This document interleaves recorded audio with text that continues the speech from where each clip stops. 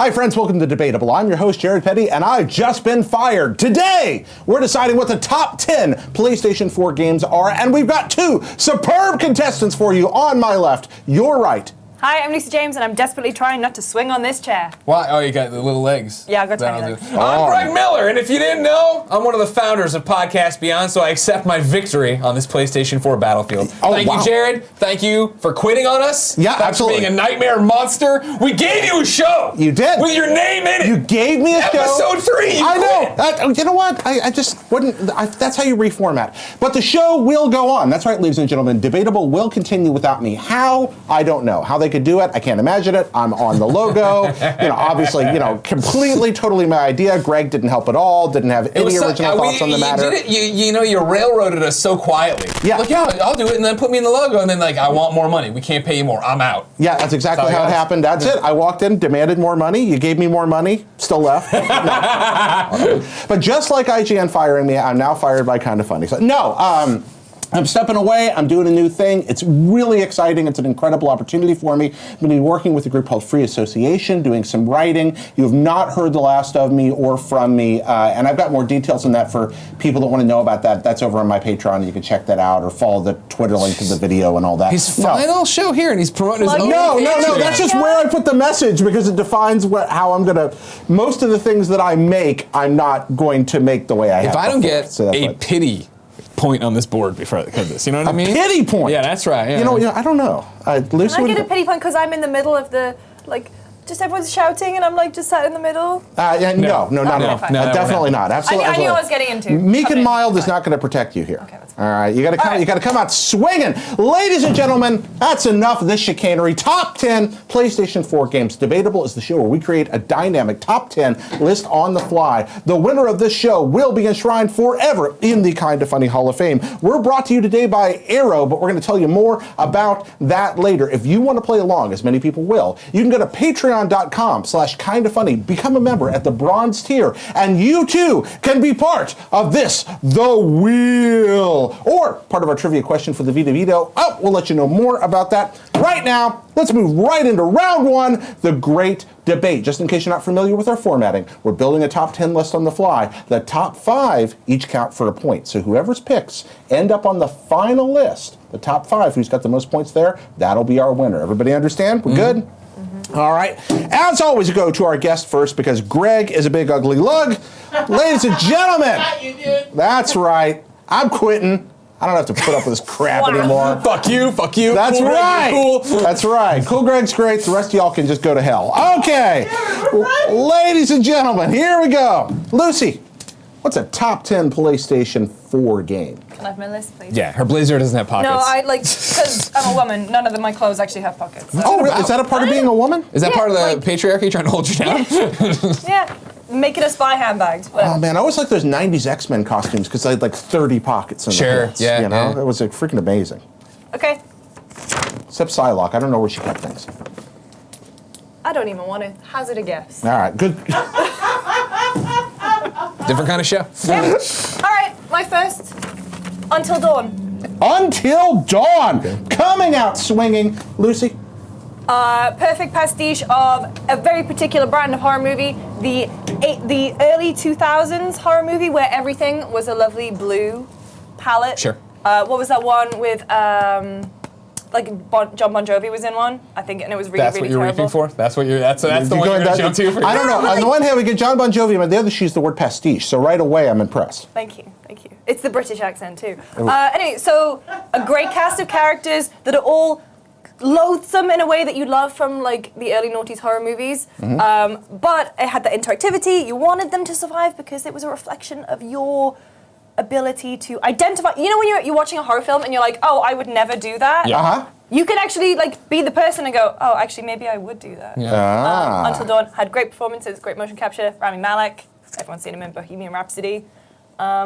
Hayden, the cheerleader from Heroes. It's great. It's Hayden a Panettiere? Oh, yeah, that's right. Juliet Barnes from Nashville. Yeah, there we go. There he is. I knew we were going to get Nashville. I'm unfamiliar with Nashville.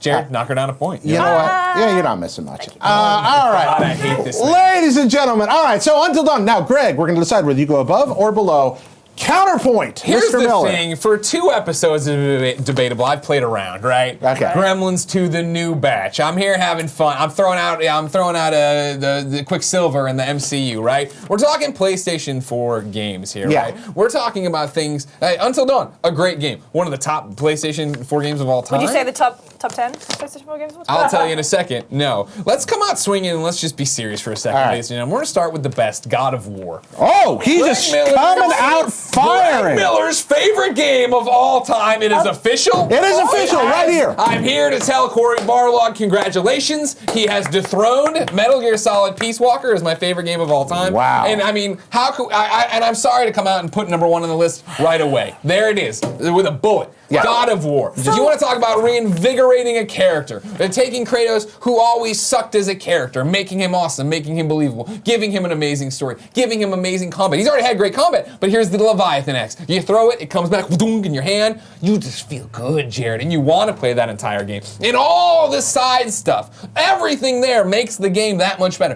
In the boat. You're in the boat and you got an NPC telling you a story and you don't even want to stop. You got things to go do. They're the main quest, but you want to hear the story, Jared. Okay, Greg Miller, obviously one of the greatest video games of all time. Right there. Looks like it's going to go above Until Dawn. Lucy, I mean, that's if you fine, can 'cause pull out a counterpoint to that, then I'm going to be really impressed. No! Okay, there we are. Counterpoint to that? Then we all agree that God of War I'm furious. is I didn't above wanna- Until Dawn I on didn't the want list. to come out of the gate with God of War. I'm on fire today, Lucy! All right, back to Greg Miller. Let's find out what you got next. I hate to put you on the ground and just pummel you over and over and over again, James, but we have to talk about Horizon Zero Dawn. Come on, for years and years and years, Guerrilla forced to toil and toil and toil on Killzone, where it started that people cared and then slowly they did not. I did, of course, Greg Miller, IGN PlayStation team since 2007. How you doing? But, thank you, Kevin. But people, they lost sight of how great Guerrilla was. Horizon Zero Dawn gets to come out of nowhere. Hey, we have this open world RPG thing, have some fun, run around and do your adventures as Aloy. We get an amazing female protagonist. We get a game set in America with robot dinosaurs. We get bows and arrows. We get cool stories. We get cool You used the flashbacks. key word right there, robot dinosaurs. Thank you. I mean, me, Grimlock. We didn't have to go much farther than that. But, Lucy James, your counterpoint. What's better than Horizon Zero Dawn? Oh, wait, I go for game? Yeah, go for a game here. Bloodborne. Kaboom. The big guns are coming out. Why Bloodborne, Lucy? Okay, first of all, an incredible. It's Miyazaki, so you know it's going to be incredible. Bloodborne changed the way that we thought we knew how to play Souls games. Because in Dark Souls, everything, you turtle, you're afraid, you're so overly cautious about everything. Bloodborne forces you to go in face first, and they have that the health regain mechanic, which encourages you to be more aggressive. So it completely not only changes the way that you know and love Souls games, because it has the lore, it has the mystery, it has the gross monsters, it has the huge, incredible boss fights, the music, but it also changes the way you play.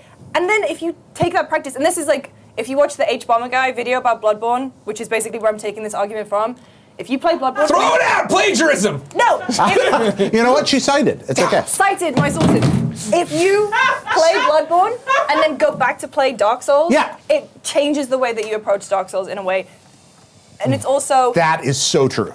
It looks incredible, everything about it. It's one of those games that I will just go down a rabbit hole of just watching lore videos, let's plays, like speed runs. I have never experienced anything like a phenomenon like Bloodborne before. Okay, so far we have an argument between a churl and an intellectual here, and they're both very powerful. I definitely agree.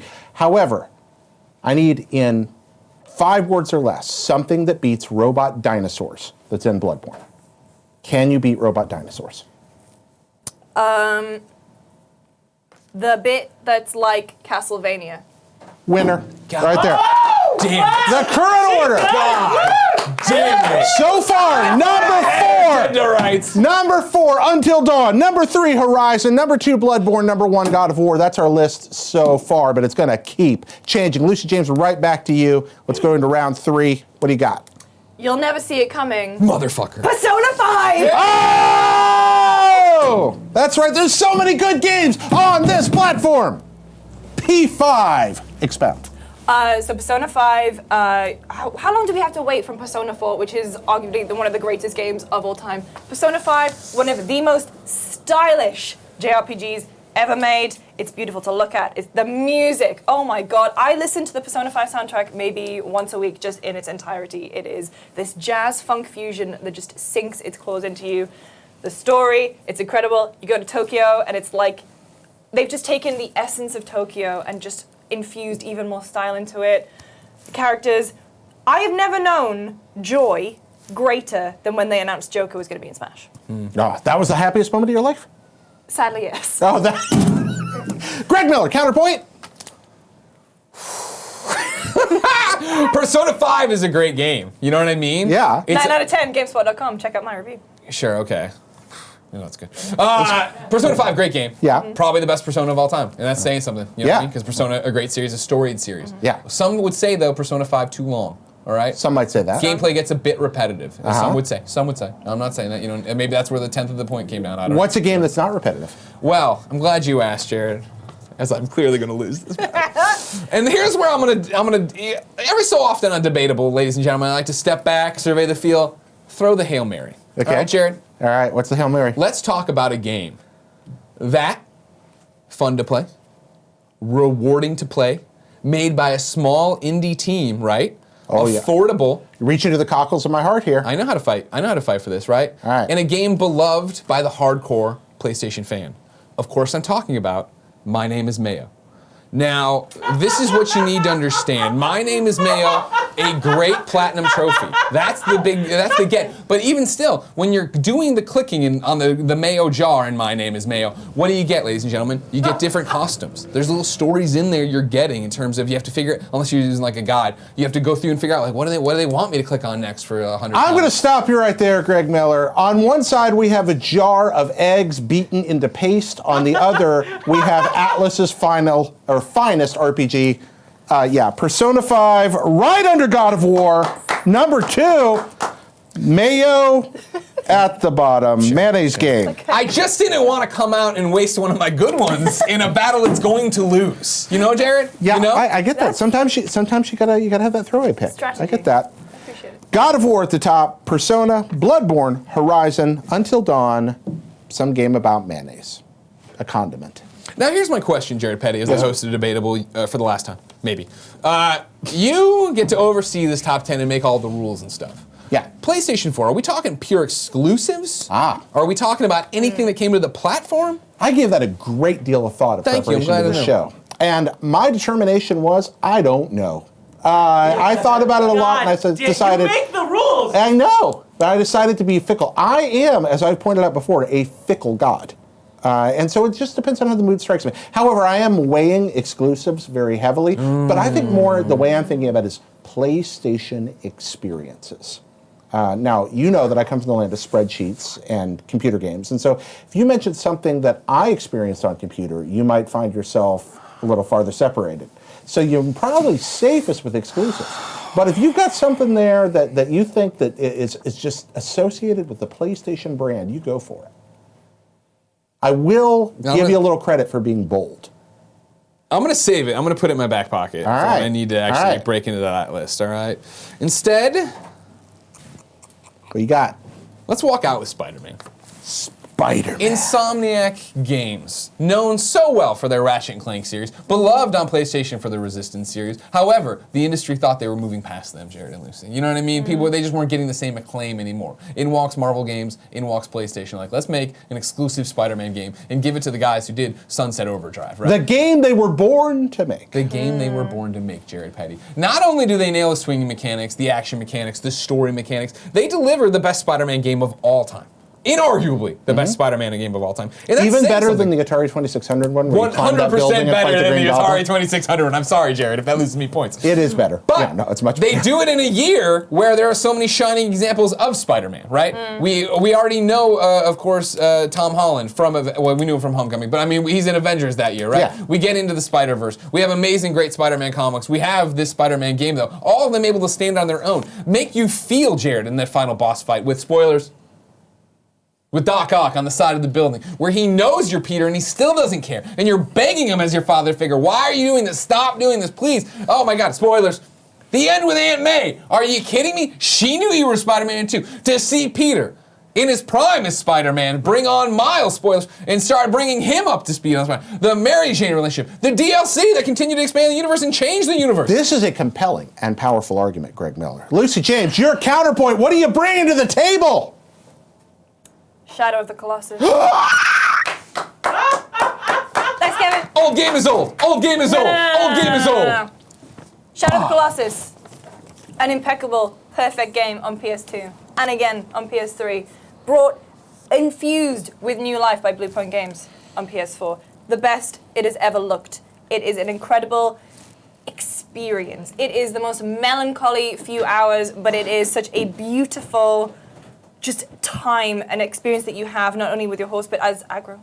Oh my girl. But as you are like trawling through this mysterious world, it's a game that doesn't hold your hand. It's so, man, like, it's one of those games that you just kind of, if someone comes to you and says, hey, I have a PS4, what do I need to play? You point them towards Shadow of the Colossus. The music, the incredible boss fights. Have you done this? Yes. Who did you point to Shadow of the Colossus? A friend of mine who I went to school with. He was like, I just bought a PS4, what do I buy? We need names or it ain't real. No, we don't need names. Kidding. Sam. My friend Sam. We don't actually need names. No, we don't need that. What was Sam's impression? I don't think he actually bought it. But he got FIFA. It's fine. Don't care. Doesn't matter. You know who did buy Spider-Man? Millions of gamers. Yeah. And Matt Piscatella said the best-selling superhero game in 15 years. Yeah. Okay. This Moved one the is superhero genre Fuck. forward. this one is Had no coattails to ride on. Apart from Batman Arkham. all right. This one's breaking my heart. This one's breaking my heart. First Shadow off, of the Batman Arkham, awesome. Yeah. Kind of fantastic. Shadow of the Colossus has been inspiring and informing game design for the better part of, how long has that game come out? Like 15 years I don't know. ago It's now? your pick. 15 years now? I'm going to be frank here.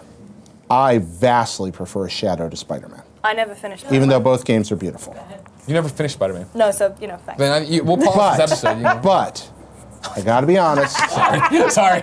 Greg Miller with the better debate on that. Yeah, I know. Greg Miller. So, ladies and gentlemen, Spider-Man right after Bloodborne at number 4. Okay. Shadow of the Colossus, because I love it so much, immediately below Spider-Man. Okay. So, God of War, Persona, Bloodborne, Spider-Man, Shadow, Horizon, Until Dawn, Mayo. That's our list so far. Lucy James. What you got? It's time to go in for the kill! A game that redefined how we thought, how we think about one of the most famous, the best-selling game of all time, Tetris Effect. That's a bold move, Cotton. If you told me that in 2018 I would be at home on a Saturday night playing Tetris, I would have laughed at you. But then I bought the Tetris Effect. Then I bought Tetris Effect.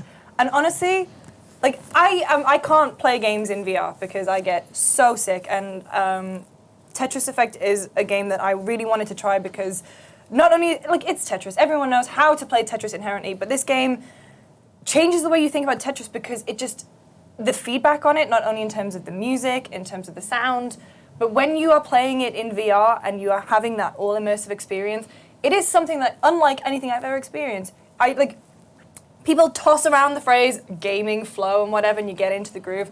Tetris Effect takes that to another level, and it's just, like, when you complete levels, because obviously it gets so much harder towards the end, but once you start completing them, you feel such a sense of, God, just accomplishment, relief, joy. Beautiful. An experience unlike anything I've ever had. Greg Miller, counterpoint. Tetris is great. Tetris Effect is great as well. Wise not to argue against Tetris. Very wise. Exactly. Oh, I'm not going to do that. The one thing I would do, though, is call up the rules established by the Honorable Jared Petty. Thank you. Talking about, like, do you associate that with PlayStation? Of course, right now we do, but Tetris, you think of the Game Boy. Let's not take away the lineage of Tetris. So what I want to do here... Oh, look at that 1-2 strike. You're like, first appealing to my rules, and then second, you're like, Game Boy. Jared loves Game Boy. I don't know who's hosting the show after you, but I got to do some research on them. Instead, I'll fight fire with fire. Yeah. And bring up 4 words. Astrobot Rescue Mission. Ooh. All right, you want to talk about, like, we're talking about how great Tetris Effect is. Tetris Effect is great. It's a fantastic game in VR. You can play without VR, and it's also still great. Astrobot Rescue Mission is the one that made the video game industry, all the old curmudgeons, stop and go, wait, what's happening on PlayStation VR? I need to pay attention to this thing again, because they were all stupid and slept on it because they didn't want to play great games. Astrobot came out and people were shouting from the rooftops, right?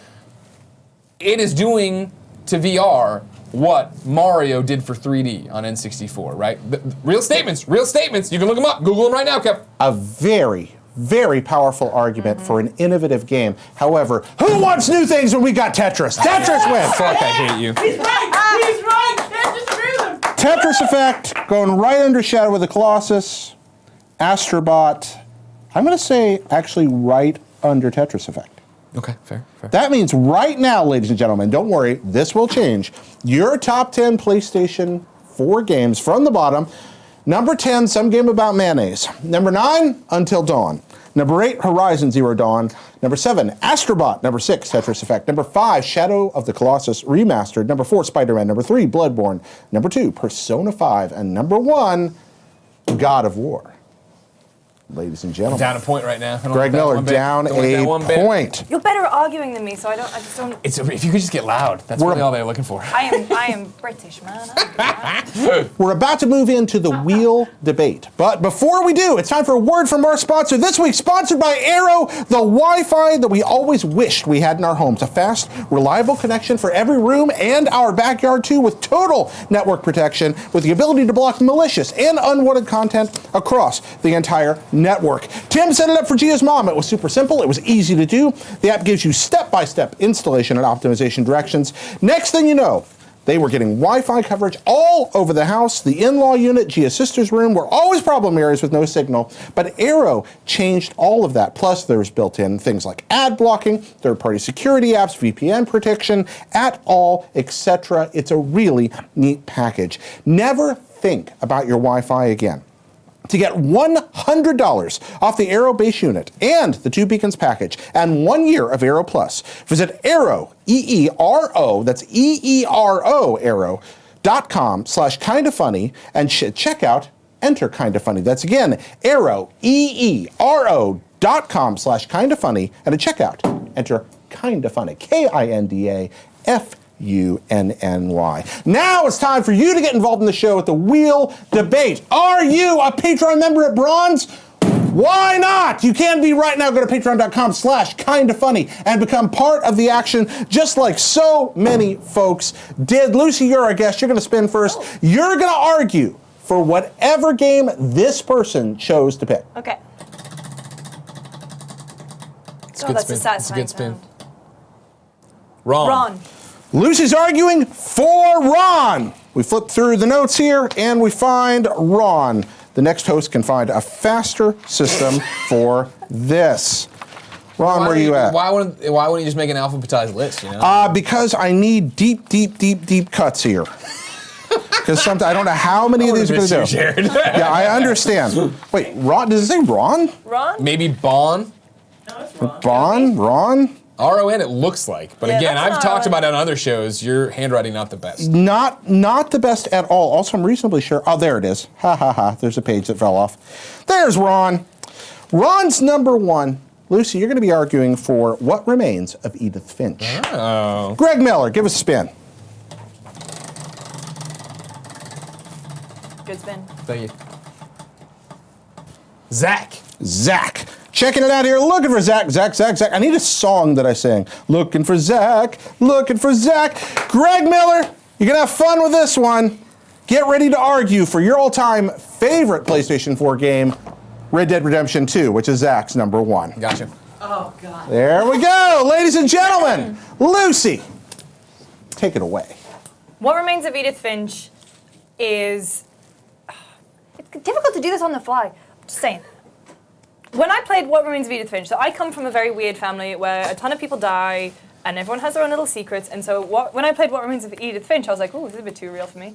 But it explores these little side stories about all of her family members in such an incredible way. And every single one feels so distinct and unique, not in terms of the art style, but in terms of what gameplay mechanics you're kind of going with. And the way that you uncover each story, I think the one that everyone automatically thinks of is the one in the bathtub.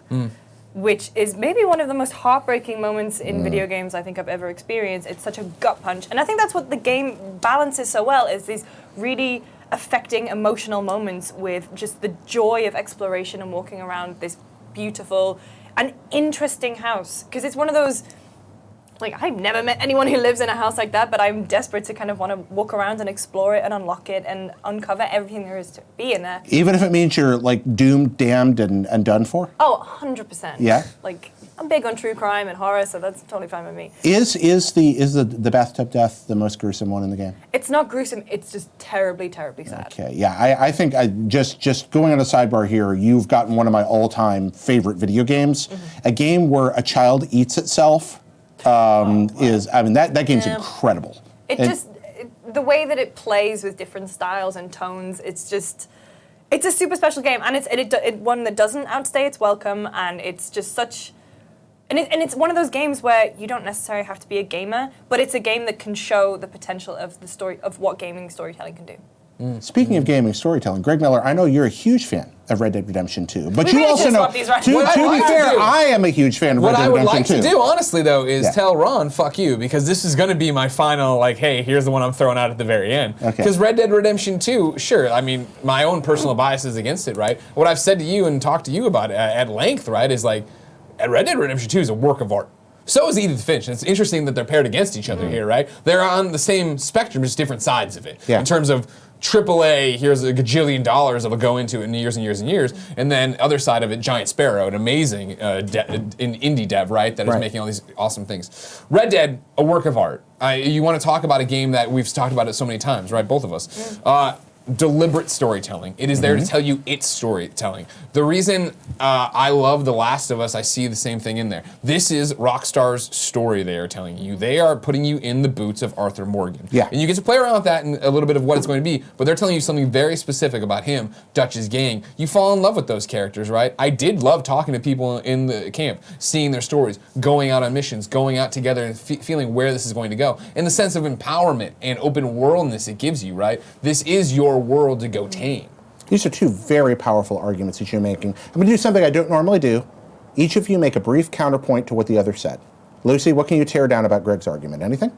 It's interesting that you said about open worldness and empowerment, but at the same time, it very much forces you to go through that one storyline. And so that's a criticism that a lot of people have with Red Dead Redemption 2. It's like they were giving you this huge open world, but only very specific things in which to do in it. And I think it was my game of the year last year, pretty much tied with God of War, but I think the emotional impact that I had at the end of Red Dead 2 kind of like just chipped it for me. But I can totally see the criticism that despite giving you everything, like when we were talking about it in the office, we'd be like, oh, I saw this cool interaction, and for us it just seems like a random moment, but then it actually is a very prescribed thing that Rockstar wanted you to see. And I think that's the biggest criticism of it for me, is that it's open world to an extent, but it's still a very guided look at an open world. Greg, counterpoint, your criticism of her argument. I think my criticism or counterpoint for Edith Finch versus Red Dead, right, is I think Red Dead's gameplay speaks to you more and resonates more regardless of what you bring to it. Yeah. Edith Finch is a game that resonates based on what you bring to that story. I love Giant Sparrow. I had a great time with Edith Finch. I barely remember the bathtub. I remember the Unfinished Swan tie-in because I was such a fan of Unfinished Swan, which, because that was so linear in terms of its storytelling, I remember beat for beat for beat. Whereas Edith Finch not being as connected, I remember crawling through the weird back part of the house when you open the door. I remember the ending, of course, cast on my arm. I remember these little bits and pieces and having a good time, but I don't remember it resonating with me. Whereas Red Dead, whether you loved it or hate it, resonates with you, I think. Yeah, there's so many, it's two truly beautiful video games. I mean, every game on this list that's not related to mayonnaise is wonderful. This is one of those really hard debates to have.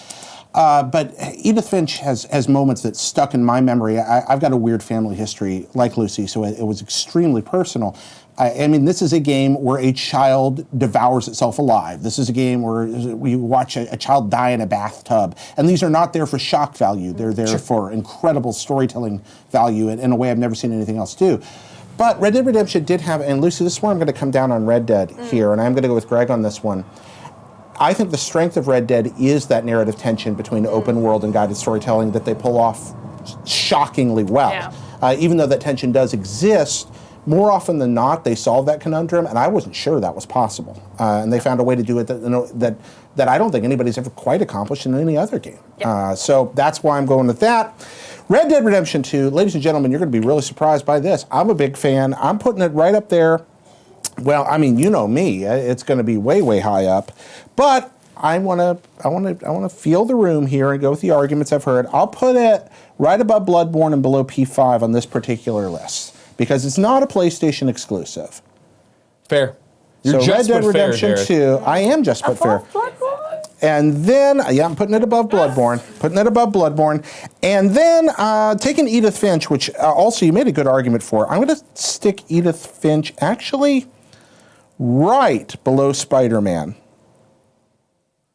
So right now, the top 10 list, that bumps 2 games off the list. Until Dawn and Mayo are both gone from the bottom. Number 10, Horizon Zero Dawn. Number 9, Astrobot. Number 8, Tetris Effect. Number 7, Shadow. Number 6, Edith Finch. Number 5, Spider-Man. Number 4, Bloodborne. Number 3, Red Dead Redemption 2. Number 2, Persona 5. Number 1, God of War. Oh, how the tables have turned. The tables have turned. So I guess it's all over. Sorry, no, that's not how it works because it's time for the Vita Veto. Bum, bum, bum, bum. Stunningly appropriate for this episode. R.I.P. Vita. For once. Everybody's watching like 90s comedies like, what's a Vita? Like, This is literally the last time that Vita is relevant in the history of the whole wide world, and I'm very sad about it, but Bloodstained, you broke my heart. Okay, so we got the Vita video here. Here's how this works, Lucy. We have a trivia question submitted by one of our Kinda Funny best friends. It's been pulled once again off of the kindafunny.com, or pardon me, patreon.com/kindafunny. This question, which comes from Sushi Girl Ali. Oh. If you can answer this question, the tables are turned and you can veto any one of Greg's picks and replace it with one of your own. Okay. But if not, it's a lost opportunity. Will this be the first ever successful Vita veto? I don't know. Let's find out. This is not an easy question, but it's also not impossible. I picked this one. I think it's a really good question. In 1974. How many Naughty Dog titles have been released on PS4 as of January 1st, 2019? As in re-releases? As in, including re-releases, just Re-releases that were made by different companies? Naughty Dog titles released on PS4. Does These are- Crash count as one game? Or No, three? no, they're talking about Naughty Dog developed by they're actually pointing out like Naughty Dog third-party titles here. Yeah. But hang on, so like Crash Bandicoot made by Naughty Dog, but then the remake was done by someone else. Doesn't count. Bob's Toys. Doesn't right? count. Doesn't count. Okay, so on PS4, On PS4. Last of Us, Uncharted. Does Uncharted Collection count? Bluepoint made that. They counted it, so you get to count it. Okay, so Wait, should I have a timer on, or is No, we're okay. Last of Us, Uncharted Collection, Lost Legacy, Uncharted 4. Am I missing something? Last of Us, Uncharted Collection, Uncharted 4, Lost Legacy. 4? Is that your final answer? Yeah. Ladies and gentlemen, according to Sushi Girl Ali, it's 5. What was the 5th? The Last of Us Remastered, Uncharted, the Nathan Drake Collection, Uncharted 4, A Thief's End, Uncharted, The Lost Legacy, and The Last of Us Left Behind. That came in the Last of Us collection, though. They're counting it as a separate title. That is incorrect. Kevin, I want to call on this. What do you think? It's a part A of challenge Last of Us flag has been Remastered. thrown. You get do you Left Behind within it. Yeah, it does come in the box. But you can buy it separate, right? Sometimes. I'm going to give you this one.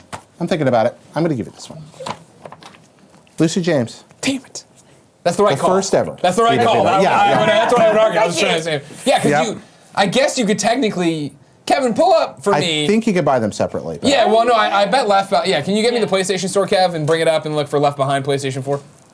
Yeah, 1 second. Yeah. Oh, this Not is that it matters. It's just for an argument of keeping us honest. Even Yeah, though I'm sure just the chat's all over as well. Oh, I'm sure they are too. If you want to let us know. No. What are we looking That's a at? different. Oh, All Left right. Behind. Last of Us Left Behind. This is just a really Pull this over here. I don't like It is a good feeling. Oh, yeah, I man. miss it. I miss The original OLED? Come on. That yeah, OLED yeah. Vita. It's the best one. OLED or go home. PS4. That's right. Ladies and gentlemen, we're checking this out right now. We got our fact checkers, our expert fact checkers on it. Standalone, there it is. Standalone, Playable yeah. on PlayStation 3. Yeah, playable on PlayStation. Oh, in that case, yeah. Yeah, so you're right. You're Okay. totally right. If you can't get a standalone anywhere else. Bravo. Thank you. Bravo. Hold on. Ladies and gentlemen, that one kind of falls on me for not doing the in-depth research. Come I on, needed to Jared. I do. expected more. Senioritis. Senioritis. Oh, no, wait, there it is. Ah, there it is, standalone. Okay. Yeah, I thought it was on there. Good. I was like, wait a minute. Wait So a what do you minute. want to do, Jared? Does she get it? You're giving it to her? I like her more than I like you. Yeah, definitely. I'm giving it to her. All right, so All right, Kevin. what are you nuking and what are you replacing it with, Lucy? The list right now, number 1, God of War. Number 2, P5. Number 3, Red Dead 2. Number 4, Bloodborne. Number 5, Spider-Man. Number 6, Edith Finch. Number 7, Shadow. Number 8, Tetris Effect. Number 9, Astrobot. Number 10, Horizon. What are you going to veto? I'm gonna veto Red Dead 2. No, Pierre. Nice. No. It was my game of the year. I love that game so much, but it's also multi-platform, and by all accounts did look better on the Xbox One X. Oh shit. Sorry. Oh, man. So I'm gonna replace it with Edith Finch. Oh, Edith Finch to the top of the list, and my, how things have shifted. God of War, number 1. Persona 5, number 2. Edith Finch, number 3. Bloodborne, number 4. Spider-Man, number 5. It's a complete reversal. Can you give me 6 through 10 as well, please? Absolutely. Number 6, Shadow of the Colossus. Number 7, Tetris Effect. Number 8, Astrobot. Number 9, Horizon. And Red Dead's now bumped down to the very bottom of the list, number 10. That's what we got right now. But there's one final thing to do. It's the final countdown, ladies and gentlemen. Kevin, prepare the 60-second timer. Each of you has 60 seconds to I make need an to see it argument. visually. I for gotta- Andy. Look at this. I gotta make an This is why we got to put it up on the screen. I know, we've heard you, God of everybody War, calm down. PS4, Edith Finch, Bloodborne, Spider-Man, Shadow, Tetris Effect, Astrobot, Horizon, Red Dead 2. Oh, sorry, you want to take a peek, Luce? It's this one over here. Fuck me running. There we go. Let me see Gotta the pen. think. Give me the pen. What? That's my pen. I don't like God of War. God damn it. Persona 5. Look at this. Look at Edith this Finch, madness. Bloodborne. You believe this? Spider-Man. Greg. This is why I'm quitting. Luce. Right here. This is it. This kind of chicanery. This Greg. amateur hour bullshit. Look at this. That's right. Did you just cheat and rewrite the list? No, I did the order. I did the right order. Okay, No, I was right. I was kind of, good. wouldn't have put it past you. That's what I was hoping for. If you'd have done that, I'd have given you the credit for it. Idiot. Yeah, you missed your chance. Greg Miller, you go first. Kevin, you ready? Go on.